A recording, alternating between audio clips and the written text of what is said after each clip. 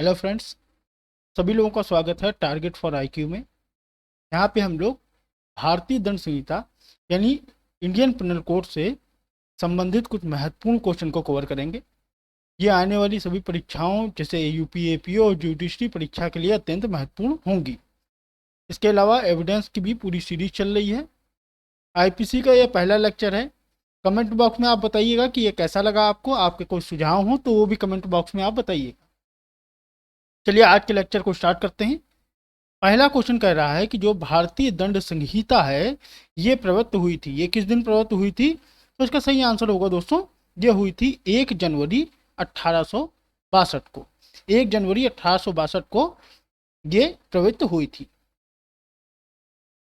अगला क्वेश्चन है, भारतीय दंड संहिता 1860 को अधिनियमित किया गया था। ये एक दिन अधिनियमित हुई थी और उसके कुछ साल बाद ये लागू हुई थी, प्रवृत्त हुई थी। ठीक है, तो ये अधिनियमित कब हुई थी?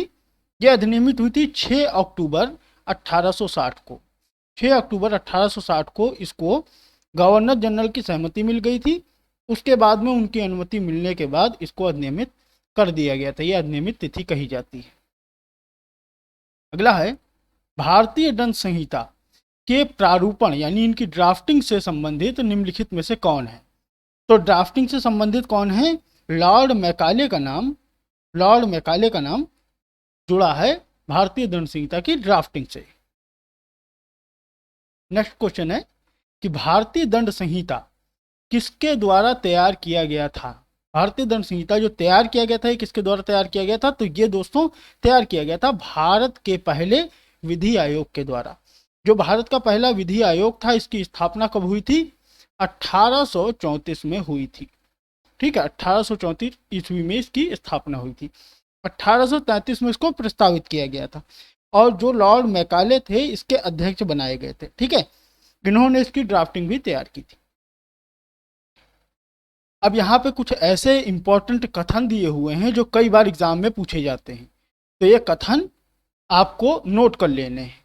पहला है, ये देखिए, अपराध एक ऐसा दोष है जिसकी अनुशस्ति दंड है और जो किसी सामान्य व्यक्ति द्वारा क्षम्य नहीं है। यदि क्षम्य है तो केवल सम्राट के द्वारा। यह कथन कहा गया है, किसके द्वारा कहा गया है? तो ये कहा गया है केनी महोदय के द्वारा। नेक्स्ट है, अपराध एक ऐसा कृत्य है जो विधि द्वारा निषिद्ध है तथा समाज के नैतिक मनोभाव के प्रतिकूल, ये दोनों ही होता है। मतलब विधि द्वारा निषिद्ध भी होता है अपराध और समाज के नैतिक मनोभाव के प्रतिकूल होता है। यह कथन किसके द्वारा कहा गया है? तो यह कथन कहा गया है स्टीफन महोदय के द्वारा। अगला क्वेश्चन है, यहाँ पे आपको दो कथन और कारण दिए हुए हैं, आपको बताना है इनमें से कौन सही है और कौन गलत है। अगर दोनों सही है तो दोनों स्पष्टीकरण सही है, तो वैसा। पहला दिया हुआ है, अपराध इसलिए दंडनीय है कि विधि में इसका उपाय किया गया है। दूसरा है, अपराध समाज की नैतिक चेतना के लिए असहाय है। तो इसका सही आंसर क्या होगा? इसका सही आंसर होगा दोस्तों, ए तो सही है बिल्कुल, मगर आर गलत है। क्यों आर गलत है? देखिए, अब इसका एक एग्जाम्पल इलास्ट्रेशन भी दिया हुआ है कि अगर एक कुशल तैराक है जो एक बच्चे को नदी में डूबते हुए देख रहा है, यह देखते हुए कि वह बच्चा नदी में डूब रहा है वो उसको बचाने का प्रयास नहीं करता है, ये कार्य उसका अनैतिक तो पूरी तरीके से है दोस्तों, बट ये अपराध के दायरे में नहीं आता है, ना ही ये अपकृत्य के दायरे में आता है। ठीक है, तो इसका सेकंड ऑप्शन गलत होगा और पहला बिल्कुल सही है। नेक्स्ट देखिए, किसी कार्य को निषिद्ध करने और या समादेशित करने वाली लोक विधि के उल्लंघन में किया गया कार्य अपराध है। यह कथन किसके द्वारा कहा गया है? तो ये कहा गया है विलियम ब्लैक स्टोन महोदय के द्वारा। अगला क्वेश्चन है, प्राचीन समाज में दंड विधि जो है आपराधिक विधि नहीं बल्कि दोष विधि थी। यह दोष विधि थी। यह किसका कथन है? तो यह कथन कहा गया है हेनरी मेन के द्वारा। अगला है कि एक अपकार जिसमें पैरवी शासन या उसके अधीनस्थ व्यक्तियों के द्वारा की जाती है अपराध है। यह कथन किसके द्वारा कहा गया? ये इंपॉर्टेंट भी है, कई बार आ भी चुका है। ये ऑस्टिन महोदय के द्वारा कहा गया कथन है। अगला है आपराधिक विधि के प्रति क्रियात्मक दृष्टिकोण को उजागर किया गया है। क्रियात्मक दृष्टिकोण किसके द्वारा उजागर किया गया है? तो ये इंग्लैंड की वुल्फेंडर समिति के द्वारा क्रियात्मक दृष्टिकोण को इसके उजागर किया गया है। अगला है निम्नलिखित में से आपको एक सही कथन बताना है। सही कथन बताना है कि इनमें से उसका सही आंसर आपको बताना है। तो देखिए, पहला दिया हुआ है कि अनैतिक कृत्य है अनिवार्यता, यह गलत है। दूसरा है अवैधानिक कृत्य है, अगर विधि रूप से उसको प्रतिषेध कर दिया गया है तो ये बिल्कुल सही है। अपराध अनिवार्यता एक समाज विरोधी कृत्य है, समाज विरोधी कृत्य कोई जरूरी नहीं है। अपराध अनिवार्यता एक धर्म विरोधी कृत्य है, अनिवार्यता जरूरी नहीं है। तो ये तीनों तब होंगे जब इनको वैधानिक रूप से इनको प्रतिषेध कर दिया जाएगा या अवैधानिक कर दिया जाएगा, तब ये अपराध के दायरे में आएंगे। अगला क्वेश्चन है आशय कार्य का लक्ष्य हेतु जिसका स्रोत है। आशय कार्य का लक्ष्य है, हेतु जिसका स्रोत है। यह कथन किसके द्वारा कहा गया है? तो यह कथन कहा गया है ऑस्टिन महोदय के द्वारा। अगला क्वेश्चन है भारतीय दंड संहिता 1860 की जो धारा 1 है ये किससे संबंधित है? इंपॉर्टेंट क्वेश्चन भी है और काफी कॉमन क्वेश्चन भी है। ये संहिता के नाम और उसके प्रवर्तन के विस्तार से संबंधित है। अगला क्वेश्चन है आपराधिक दायित्व के इस सिद्धांत की केवल कृत्य ही नहीं दोषपूर्ण मनः स्थिति भी इसको विकसित किया गया था। इसको किसके द्वारा विकसित किया गया था? इसको विकसित किया गया था कॉमन लॉ न्यायालयों के द्वारा, मेंसुरिया। भारतीय दंड संहिता में परिभाषित स्त्री शब्द से तात्पर्य उस मानव नारी से है जिसकी आयु, देखिए ये इंपॉर्टेंट बहुत है, इसको आप नोट डाउन कर लीजिएगा। धारा 10 यानी सेक्शन 10 में इसका उल्लेख किया गया है।